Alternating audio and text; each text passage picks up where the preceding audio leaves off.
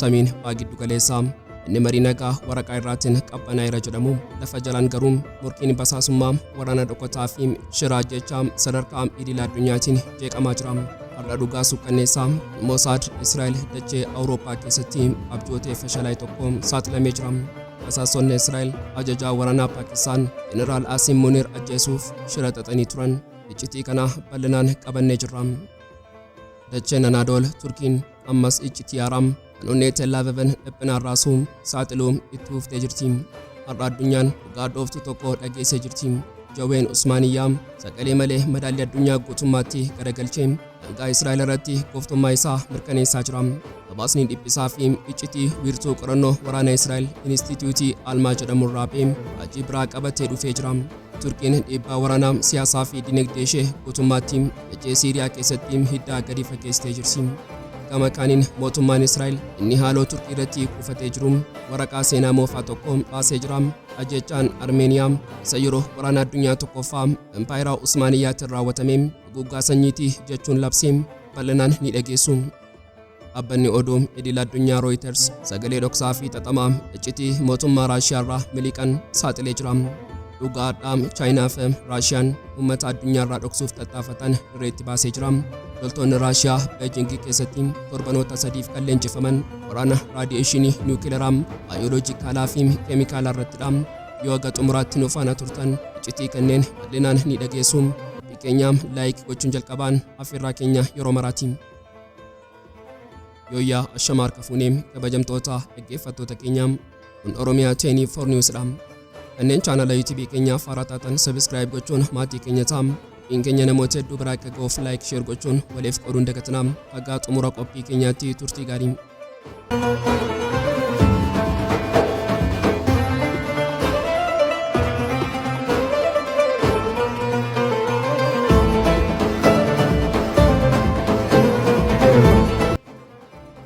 Samiin baagiddu galeessaa inni marii nagaa waraqaa irraatiin qabbanaa'eera jedhamu fajalaan garuu murkii basaasummaa waraana dhokataa fi shiraa jechaa sadarkaa addunyaatiin jeeqamaa jira.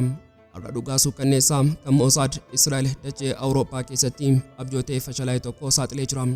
Meeta baaxiin sammuu shira basaasummaa fi dhiibbaa boombii Islaamaa kanaa ijaa xiinxalaatiin ilaallu. Shirri kun kan eegalee oduu addunyaa naasisee kan gaazexeessaan beekamaan Israa'el Pepe Skoobaraa saaxileeni. Skoobaraan namichi iccitii ji'oopolitikaa addunyaa dhoosuun beekamu podkaastii isaa irratti dhugaa dhooftu tokko lallabe. Walga'ii nagaa yeroo darbee hara Luusern Switzerland keessatti godhame irratti basaasonni Israa'el ajajaa waraanaa Paakistaan Jeneraal Asim Munir ajjeesuuf shira xaxanii turan jedha. Mee kana ija sammuutiin xiinxalaa. Jeneraal Asim Munir eenyudha? Inni ajajaa waraanaa biyya Paakistaan ishee addunyaa Islaamaa keessaa biyya tokkitti meeshaa niwukileeraa of harkaa qabdudha. Dabalataan waraana Ameerikaa fi Iraan kana keessatti Paakistaan gidduu seentummaa murteessaa taphatteetti. Israa'el maaliif jeneraalicha ajjeesuu barbaadde? Iccitiin isaa ifadha. Israa'el waliigaltee nagaa Ameerikaa fi Iraan mallatteessan sana guutummaatti ni jibbiti ni mormiti. Waraana kana itti fufsiistee Tiraampiin dhoqqee kana keessaa seensisuuf shira kanaan madaalii addunyaa garagalchuu barbaadde. Yoo jeneraalli Paakistaan Switzerland keessatti ajjeefame waliigalteen nagaan sun ni diigama, waraanni ni dho'a. Garuu jawwee sibiilaa fi basaasonni Paakistaan gowwaa hin turre. Akka Iskoobar saaxileetti xiqa basaasummaa Paakistaan odeeffannoo shiraa kana dursii argati. Deebiin Paakistaan dippiloomaasii lafaa osoo hin taane akeekkachiisaa badiisaa xumuraati. Paakistaan karaa dippiloomaasii dhokataa ergaa lafee cabsuun Tel Avivitti erguu ishee Iskoobar saaxilee jira. Yoo jeneraala keenya yookaan miseensa ajiilee keenyaa tuqxan Tel Aviv guutummaatti daaraa goonee Israa'eliin kaartaa addunyaa irraa ni haqna. Kuni dhaadannoo qofa osoo hin taane madaalii sodaachisaa isa dhumaati. Paakistaan misaayilota MIRV qaban kanneen akka Abaabel kan fageenya kiiloomeetira 2750 qaxxaamuranii Tel Aviv rukutan of harkaa qabdi. Israa'el isheen misaayila Iraan qabachuu dadhabdee boombii niwukileeraa Paakistaan dura dhaabbachuu hin dandeessu. Akeekkachiisni kun Mossadiin guutummaatti dhiphisee akka isaan shira isaanii haqanii of duuba deebi'an dirqisiisee jira. Garuu uffata dippiloomaasii asirratti uffifamee haa ilaallu. Yeroo Iskoobar dhugaa kana saaxilu mootummaan Paakistaan karaa miidiyaa ARY News ifatti ba'ee gabaasa kana soba jechuun haalee jira. Qondaalli nageenyaa Paakistaan tokko imalli keenya Switzerland guutummaatti nagaa ture. Eegumsa Ameerikaa fi Switzerland cimaa ture. Akeekkachiisni nageenyaa tokko illee hin turre jechuun of qulqulleesse. Maaliif Paakistaan dhugaa kana haalti? Iccitiin waraanaa fi dippiloomaasii as keessa jira. qofa yoo Paakistaan eeyyen Mossad nu ajjeesuuf ture jetti. Kuni Mossad onnee waraanaa Paakistaanitti dhiyaachuu danda'u isaa mirkaneessa. Kun ammoo hanqina eegumsaa Paakistaan agarsiisa. Lamaffaan Paakistaan gidduu seentuu waan taateef morkii kanaam ifatti baastee waraqaa nagaa Islaamabaaditti mallatteeffamuuf deemamaa ture sun kan hin diigamne of eeggatte. Israa'el gama isheetiin Mossadii fi Tel Aviv akkuma amala isaanii yeroo shira raawwatan mootummaatti callisuu filatanii jiru. Garuu callisni kun ofii isaatiifuu iyyiinsaa dhiphinaati. Yoo oduun kun soba ta'e Israa'el ifatti baatee haaltu turte callisuun ishee shira kanaam yaallee turre garuu nu jalaa fashalaa'e jechuu isheeti. Gaaffii guddaa tokko fagaafannu oduun kun maaliif yeroo ammaa kana beem waraqaan nagaa Ameerikaa fi Iraan mallatteeffamus waraanni sammuu fi teekinooloojii ammayyaawaa deemaa jira. Israa'el waraana kana keessatti kophaa ishee haftee jirti. Netanyahuun Tiraampin ofitti deebisuuf sababa barbaadaa jira. Paakistaan isheen waraqaa nagaa kana milkeessitee diina guddaa Israa'el taatee jirti. Oduun kun akka saaxilamu kan godhe tarii basaasummaa warra Faarsotaa yookaan Paakistaan ofii isheetii ta'uu danda'a. Kaayyoon isaas Ameerikaadhaan ilaalii michuun kee Israa'el maal gochaa jirti? Waliigaltee nagaa kee diiguuf jeneraalota kiyya ajjeesuuf yaalteetti jechuun Tiraamp fi Netanyahu walitti buusuuf ta'uu danda'a. Walumaa galatti dho'insi oduu har'aa kun waraana ammayyaawaa keessatti barumsa seenaa qabeessa tokko addunyaaf kennee jira. Israa'el isheen ani Mossadiin qabaa addunyaan hundaan nan ajjeesa jechuun uummata Arabaa dhiphisaa turte.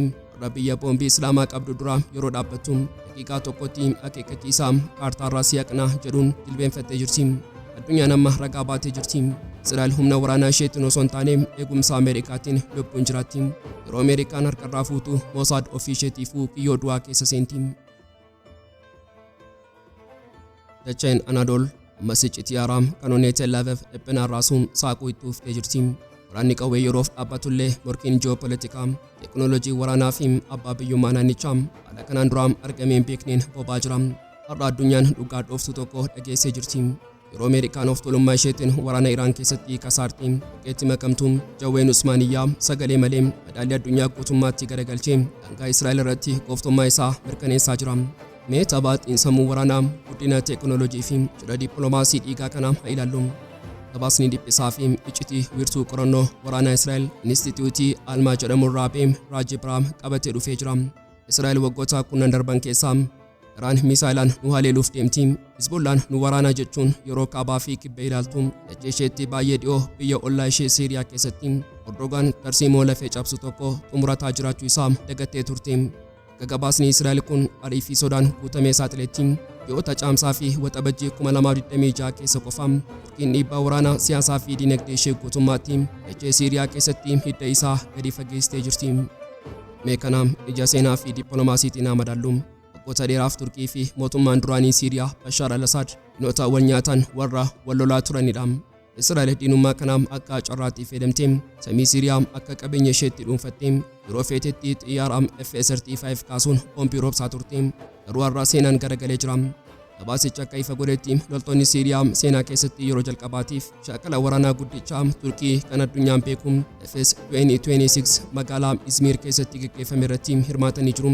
Kana qofa miti dooniin waraanaa Turkii TCG Meltem seenaa keessatti yeroo duraatiif buufata galaanaa Siiriyaa Laaxaaqiyaa seentee qubattee jirti. Dabalataan jilli waraanaa olaanaan Siiriyaa Yuunivarsiitii Ittisaa biyyaalessaa Turkii Istaanbul daawwachuun michummaa waraanaa isaanii ifa godhanii jiru. Maaliif Israa'el kanaan dhiphatti? Iccitiin isaa ifadha. Turkiin amma daangaa kaaba Israa'el gubbaa teessee jirti. Siiriyaan isheen kaleessa da'oo Iraan turte amma da'oo tarsiimawaa Turkii taatee jirti. Israa'el kanaan booda xiyyaara ishee kaastee samii Siiriyaa keessa barrisuuf yoo yaalte kan ishee eeguu sirna ittisaa Siiriyaa samoofaa osoo hin taane gaachana sibiilaa fi raadarii ammayyaawaa Turkii ta'a. Erdogaan osoo rasaasaa tokko Israa'elitti hin dhukaasin morma Netanyaahuu irratti kiyyoo dippiloomaasii fi waraanaa hidhee jira. Garuu dhiphinni Tel Aviv asitti hin dhaabbatu. Wanti madaalii dhiyaa guutummaatti cabsee guddina teekinooloojii fi warshaalee waraanaa Turkiidha. Ameerikaan waraana Iraan keessatti misaayila ishee Paatiriyootii fi Tiyaad fixattee warshaaleen ishee deebisanii oomishuuf waggoota 4 gaafatan jettee yeroo dhiphattu Turkiin ammoo gooftaa daldalaa waraana taatee as baatee jirti. Biyyoota afran jalqabaa bara 2026 keessa qofa gurgurtaan meeshaa waraanaa Turkii dhibbeentaa 28 dabaluun doolaara biiliyoona 2.8 ga'ee jira. Erdogaan doonii waraanaa ijaaree biyyoota neetoo kan akka Roomaaniyaaf gurguraa jira. Yeroo ammaa dooniiwwan 50 ol warshaalee Turkii keessatti ijaaramaa jiru. Wanti hunda caalaa onnee Israa'el dhaabu ammoo gooftummaa qilleensaa fi misaayilaatiin. Israa'el xiyyaara F-35 Ameerikaarraa bitiin samii to'adhaa jechuun yeroof toltuun Turkiin ammoo xiyyaara waraanaa dhaloota shanaffaa ishee Isaakkaan jedhamu oomisha baay'inaa keessaa galchitee jirti. Xiyyaarri kun bara 2028 irraa eegalee guutummaatti hojiitti seenaa. Dabalataan Indoneeshiyaa waliin waliigaltee xiyyaara 48 gurguruu kan doolaara biliyoona 10 mallatteessee jirti. Turkiin amma biyya meeshaa bittoo osoo hin taane biyya meeshaa ofii uumtee teekinooloojii warra dhiyaa waliin dorgomtu taatee jirti. Sadhumaa fi akeekkachiisaa badiisaa kan Israa'el gabaasa ishee keessatti labsite yeroo ilaallu misaa'ilota Turkiidha. Turkiin misaa'ila baalaastikii Tayfoon Block 4 isaa fageenya kiiloomeetira 800 fiiguu fi saffisa sagalee dachaa 5 qabu oomishaa jirti. Misaa'illi haayipaarsooniikii kun sirna ittisaa Israa'el kamiyyuu jaamsee haleeluu danda'a. Garuu raajiin inni guddaan misaa'ila haaraa Yildirim jedhamudha. Gabaasni Israa'el kun saaxileetti Yildirim misaa'ila ardii qaxxaamuru yoo ta'u fageenya kiiloomeetira 6,000 rukutuu danda'a. Kana jechuun Turkiin Ankaaraarraa kaatee mootummaa Awurooppaa, Eeshiyaa fi Baha Ameerikaallee rukutuu dandeessi jechuudha.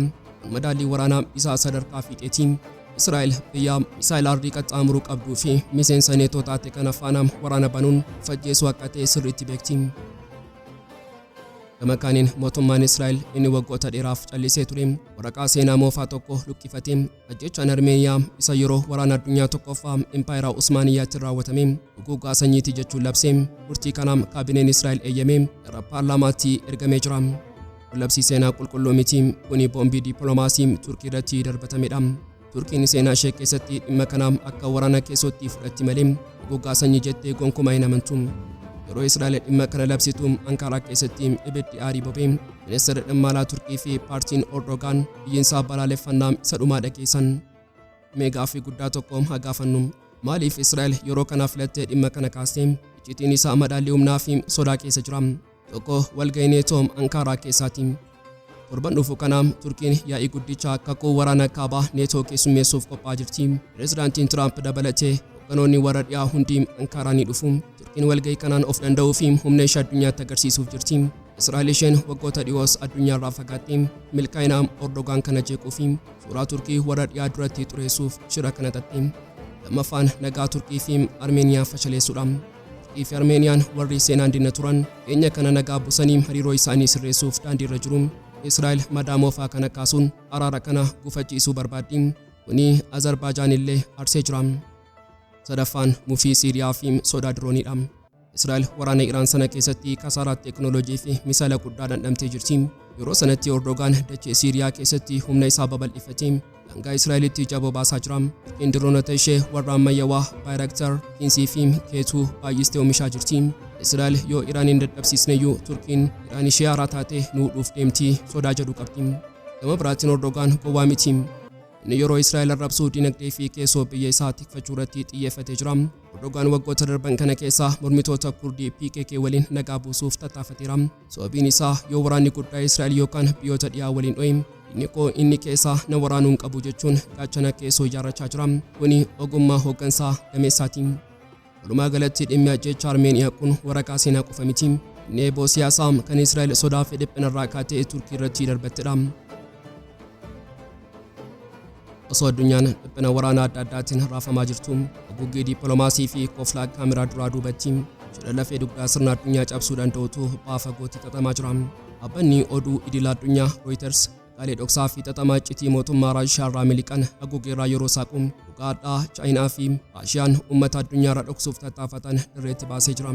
Haasaan afaanii nuti nagaa barbaanna jedhuun daaraa ta'im dirree qabatamaa irratti qindoominni waraanaa inni hunda caalaa sodaachisaan biyyoota lamaan gidduutti raawwatamuu isaa ifatee jira.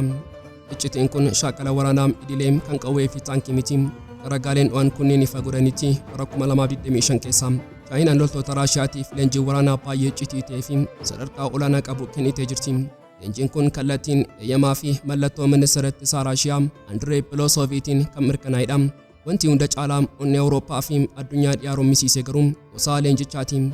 Loltoonni Raashiyaa Beejingii keessatti torbanoota sadiif leenjifaman waraana raadiyeeshinii yookaan niwukileeraa, baayoloojikaalaa fi keemikaalaa irrattidha. Suuraaleen dhoksaatti ba'an akka mul'isanitti loltoonni Raashiyaa ogeeyyii waraanaa Chaayinaa jalatti moodeelota riyaaktaraa niwukileeraa sakatta'an, tooftaalee basaasaa fi hordoffii keemikaalaa akkasumas sirna qilleensaa qulqulleessuu balaa raadiyeeshinii irraa of eeguu qorachaa turan. Leenjiin sadarkaa kanaa waraana yeroo ammaa Yuukireen keessatti deemaa jiru caalaa waraana addunyaa sadaffaa fi badiisa guddaa of keessatti kan hammatudha. Dhimmi kun hagam ulfaataa akka ta'e kan agarsiisu jeneraalota gurguddoo biyyoota lamaanii hirmaachisuu isaatiin. Gama Raashiyaatiin itti aanaa ajajaa humna lafoo koloneel jeneraal Rustam Muraadoof fi gama Chaayinaatiin immoo hoogganaa akaadaamii ittisaa raadiyeeshinii fi keemikaalaa jeneraal Lii Jiinsuun ittiin hojii kana hooggananii jiru. Gama dippiloomaasiitiin Chaayinaan akkuma amala ishee uffata qulqullummaa uffattee dubbii kana guutummaatti haaltee jirti. Ministeerri dhimma alaa Chaayinaa nuti waraana Yuukireen keessatti giddu galeessadha. Maqaa buusuuf hojjannaa oduun kun olola bu'uura hin qabnedha jechuun ofirraa faccisuuf yaali. Raashiyaanis gama isheetiin oduu sobaa warri dhiyaa oofanidha jetti. Garuu dhugaan lafarraa fi ragaaleen dhiigaa fi lafee waraanaa wajjin wal qabatan kana hin dhoksiniin. Loltoonni Raashiyaa 200 ol ta'an warra Chaayinaa keessatti leenjii kana fudhatan keessaa gariin isaanii kallattiin gara dirree waraanaa Yuukireenitti ergamanii jiru. Wanti haala kana keessatti ijaarsa sammuu waraanaa ifa godhuu fi baay'ee dinqiisaa ta'e garuu eeqaa fi madaalii loltoota Raashiyaa leenjii Chaayinaa kanaaf kennanidha. Raashiyaan isheen waggoota 4 darban dirree lolaa dhiigaa fi dhukaasa Yuukireen keessatti qoramte muuxannoo waraanaa dhugaa qabdi. Chaayinaan immoo teekinooloojii ammayyaawaa fi ijaarsa waraanaa guddaa qabaattus waraana qabatamaa geggeessitee hin beektu. Gabaasni keessoo Raashiyaa tokko dhugaa kanaaf ifatti saaxilee meeshaaleen Chaayinaa baay'ee ammayyaawaadha. Beekumsi tiyoorii isaanii olaanaadha. Garuu waraanni Chaayinaa muuxannoo dirree lolaa qabatamaa guutummaatti hin qabu. Kana jechuun waraana kana keessatti Chaayinaan teekinooloojii fi maallaqa yeroo dhiyeessitu Raashiyaan ammoo dhiigaa fi muuxannoo lubbuun bitamee dhiyeessaa jirti. Biyyi tokko sammuudha, isheen kaan immoo irreedha. Awurooppaan isheen yeroo hundaa Chaayinaa akka michuu daldalaa guddittiitti ilaalaa turte har'a dammaqxee dhiphina hamaa keessa seentee jirti. Hooggantoonni imaammata alaa gamtaa Awurooppaa Kaayyaa Kaalaas dhugaa kana ragaa ofii isaaniitiin mirkaneeffachuu isaanii fi dhimma kanarratti marii cimaa eegaluu isaanii ifa gootee jirti. Awurooppaan amma Chaayinaa ija daldalaan qofa osoo hin taane ija sodaa nageenyaatiin ilaaluu eegalteetti.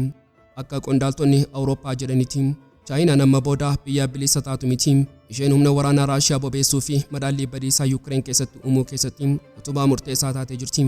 Walumaa galatti har'a adoolessa 2026 addunyaan waraqaa irratti nagaa lallabaa lafa jalaan ammoo waraana keemikaalaa fi nuukileeraaf of qopheessaa jira. Chaayinaan hollaa nagaa of fakkeessitee leenca waraanaa Raashiyaa bifa haaraan qaraa jirti. Awurooppaan dinagdee ishee Chaayinaa irratti hirkatee fi sodaa waraanaa Raashiyaa gidduutti ukkaamtee filannoo dhabdee jirti.